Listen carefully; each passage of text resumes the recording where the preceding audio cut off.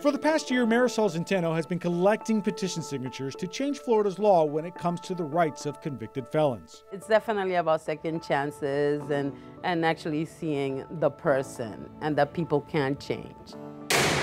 In Florida, when you are convicted of a felony, you lose your right to vote. It's a law that is deeply rooted in the state's history, originally conceived to suppress voting amongst African Americans post-slavery. That was the origin, but at this point, so many lives are affected. In the last decade, the number of convicted felons banned from voting has swelled. It is no longer just minorities affected. Who needs a second chance? Alan fought overseas defending our freedom. Centeno and the League of Women Voters helped collect the signatures needed to put Amendment 4 on the ballot. If passed, Florida would allow all convicted felons to vote upon completing the terms of their sentence, probation, and any fines they owe. Murder and sexual offense convictions, though, would not be included. The restoration of voting rights, though, would be automatic, unlike the current situation that now has given Florida the distinct record of most felons unable to cast a ballot. The worst state of all concerning this and arguably everything else is Florida.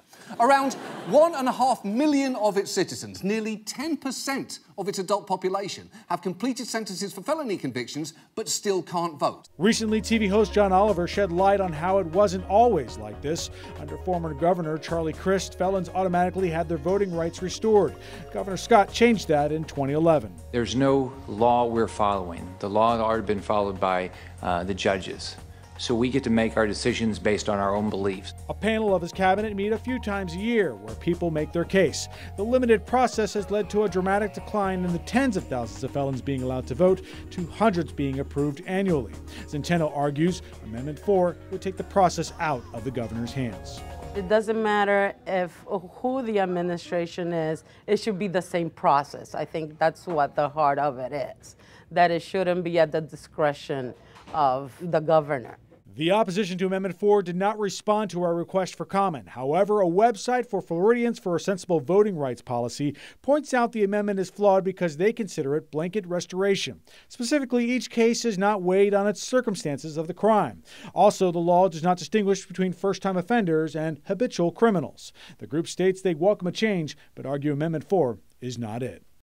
For the amendment to pass, it needs 60% of the vote, and polling is suggesting that there is support for this. In fact, it appears to be gaining even more support as we get closer to the election. Of course, polls are just that, and as we've seen in recent years, they have been quite flawed. We'll have to see what the actual vote is. In Miami, David Sutta, CBS 4 News.